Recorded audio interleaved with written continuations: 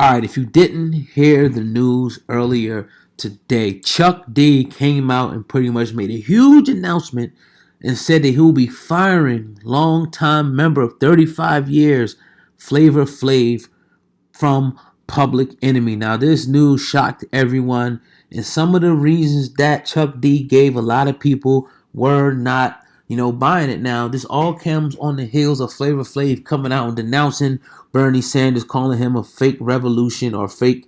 He's trying to pretty much do a fake revolution. Like, he's not real about the stuff that he's saying. For whatever reason, Chuck D didn't like it, and he put up this statement pretty much saying a whole bunch of things. But the main thing that stuck out in that statement was a statement where he said, look, Flavor Flav is on drugs. Now, Flavor Flav didn't waste any time taking to his Twitter account and giving Chuck D some smoke of his own. He put, are you kidding me right now?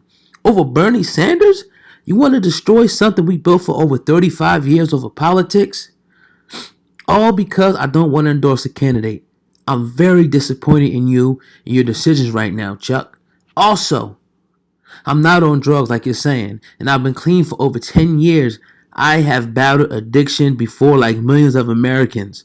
I know the massive toll it takes. Chuck, you know better than to lie like that. He also goes on to respond to Chuck D's allegations that Flavor Flav sued him and said, I didn't sue you. On Friday, I asked blank at Bernie Sanders' campaign to correct misleading marketing. That all it was. I'm not your employee. I'm your partner. You can't fire me. There is no public enemy without Flavor Flav. So let's get this right, Chuck. Now, I agree with the last statement 100%. There's definitely no public enemy without Flavor Flav. And when I seen the news today, I'm like, so who the hell's in the group now? Is this going to be Chuck D? Now, we did learn from a little bit of research that Chuck D, pretty much owns this thing and he has a lot of rights over it. You know what I mean? So, again, these brothers have been together for almost 40 years now. A legendary hip hop group in the industry. To even have to talk about this is pretty bewildering right now. But you had to know that Flavor Flav was going to give his opinion on this. He wasn't just going to sit back and let Chuck D continue to allegedly slander his name, especially saying that he's on drugs. Now we know that Flavor Flav may have some peculiar, strange behavior, but to put drugs on somebody, without having proof, I'm not really feeling that. And I'm glad that Flavor Flav, addressed this, and I'm glad that he even left it out, saying, "Lo, let's get this right, Chuck." And I actually do believe that these guys will actually be able to mend their fences. They've been together so long. The only thing I don't like is that when it comes and it spills into the public like it does. So there you have it, man. Hey, on the back end of this, we actually talked about this earlier today, the original story, but later on was about to upload the video. I seen the update to the story that Flavor Flav pretty much responded. So I put the response on the front of the video, and on the back of the video, we're talking about the backstory about what went down initially when Flavor Flav came out and pretty much said, look, Bernie Sanders is running the fake revolution. It's not real. And that's it. And we all are entitled to our opinion. So I'm going to put that video that we recorded earlier today on the Hip Hop Uncensored podcast set at Self-Made Studios right on the back of this video, man. If you enjoyed this little bit, man, smash the like button and make sure you share this with a friend. Text it or share it through Facebook.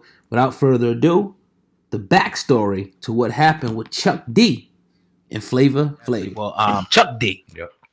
Chuck D pretty much announced that he would be firing or getting rid of Flavor Flav from Public Enemy, and pretty much it's stemming from an incident, the other day where Flavor Flav called out Bernie Sanders and pretty much said that he was running a fake revolution. I'm gonna get to what he said, and then we'll be able to get a little bit more. Now, Chuck D says Flavor chooses to dance for his money and not do benevolent work like this. He has a year to get his act together. He has had a year to get his act together and get himself straight, and he's out. From a legal standpoint, he could perform as Public Enemy if he ever wanted to. I don't know what to think about this because I know about Public Enemy, from being some hardcore revolutionaries, back in the day. Remember listening to them records and shit? Oh, come on, man. We heard that. Our parents played it, and then I even had the pleasure of even talking to Professor Griff, back in the day and whatnot. So I don't know where this came from. This whole thing came from. Maybe you could shed more light, on it than me. How do you feel about Chuck D flex's muscle here? I don't look. All right. So I understand how sometimes friends and business don't mix. These brothers have been with each other for well over 30, 40 years. Yep. They know each other better than most. You really can't really pay attention to what's going on in the media, but they're saying these things themselves. Mm-hmm. And the thing that bothers me is it's over politics. Really? Stupid. It's over some politics. Now, Chuck D also, to kind of clear up what he said in your context, what he said earlier, he went on Twitter and said this about Flav and Bernie Sanders. So I don't attack Flav on what he don't know. I got to leave him at the crib. So y'all trying to fill his persona with some political A-palm is absolutely stupid. Obviously, I understand his craziness after all this damn time. Duh, you don't know him from a box of cigars or me either. Spoke to Bernie Sanders rally with Enemy Radio. If there was a bag, Flav would have been front and center. He will not do a free benefit. He will not do free benefit shows. Sued me in court the first time I let him back in. His ambulance lawyer sued me again on Friday, and so now he stays home and better get rehab. He said in this final note, the last final note was my last straw was long ago. It's not about Bernie with Flav. He don't know the difference between He don't know the difference between Barry Sanders and Bernie Sanders. He don't know either. Flav refused to support Sankofa after Harry Belafonte inducted us. He don't do that. Yeah. So he's clarifying the statements. Right. Definitely feels passionate about his side, not backing off. Yeah, that's always two sides to the story. It's always good to hear. That's why when you go to court, you get to hear both sides. Like the judge let most of the time both people give their side of the story. So, I don't know about his drug, if he's on drugs and whatnot. We know that we've seen Flavor do some pretty wild things in the past, but that doesn't, equate to how his mental state is right now. But hey, they got their reasons for what they do. Why they do that. What's the status of Professor Griff? Is he still in the crew? Is it just him now? How's it work now? I'm not sure. Yeah, it's crazy. Honestly, the last time we really seen it publicly was only them two, right? Yeah, that's what I'm saying. Wow.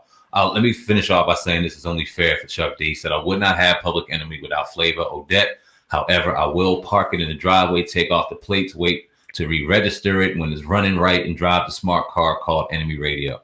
Then we expect your Public Enemy support when that vehicle is right ready. I'm not mad at Chuck D, man. If he felt like it was a business move, he had to move forward. Sometimes you got to make tough decisions in business, and that's not always going to be popular. People don't always like it. Huh? But you got to do what's right for you. Yeah, definitely. Me and definitely, hearing his side of the story, man, it definitely evens things out. Hopefully, they get that thing all settled, man. Legendary group right there. It was another story that pretty much came out today by way of All Hip Hop. Now, according to reports from that website, they're saying that AR Ave is scheduled to be sentenced on May the 28th of 2020. Now, this was a trial that we had.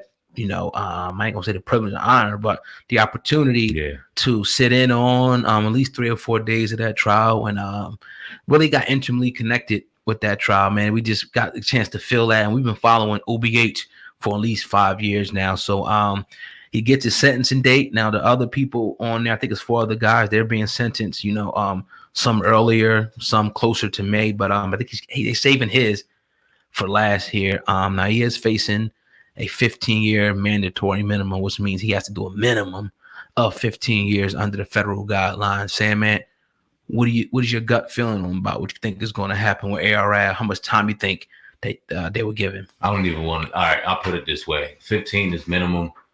I just hope that brother gets through it and can come out and have some type of life with his family and his kids, man. This is real unfortunate. Like 37, 8. So you know what I'm saying? Yeah, he'll be able to get out and spread some knowledge. We had our brother Hocus 45th in the building, man. Came all the way down from the Bronx, and we asked him the question about this, and he was just talking about, and when we had the conversation about when you're doing good, that's when they come and get you.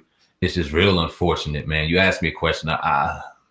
They ain't gonna do him right. They ain't doing right. The court hearing, the whole thing seemed like a setup. You looked at the prosecution and what they had, and you looked at his defense team, and his lawyers was cutting and shredding everything they set up. He had the feds up there mad, pissed. Anybody that was up there being cross-examined by that defense team, left that stand looking crazy.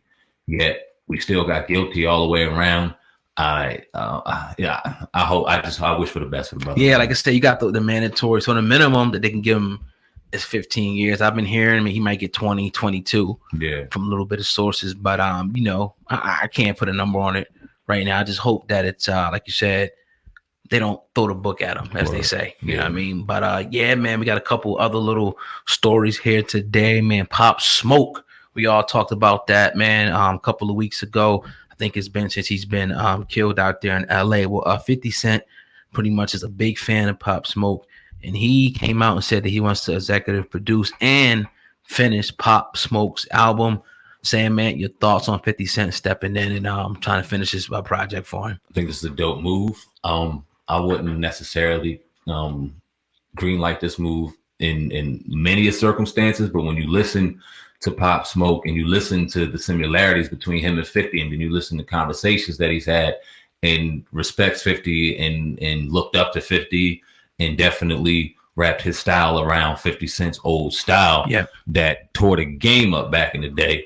It was a breath of fresh air to hear Brooklyn like that. When I can think of Brooklyn rappers, and the last one you really think about was Tekashi, and all the nonsense aside, how he was even rapping, spitting, it didn't resonate with me.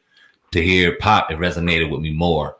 Gave me that old 50 feel. So for him to take it upon himself, and 50 has a way of mourning, and of mourning, and has a way of kind of doing things to people. I think this is real dope for him. He's talking to Roddy Ricch. I think he had Drake, Chris Brown. He's trying to really get it together. I'm sure Pop Smoke has a number of bars around there. They can wrap something up and make it dope.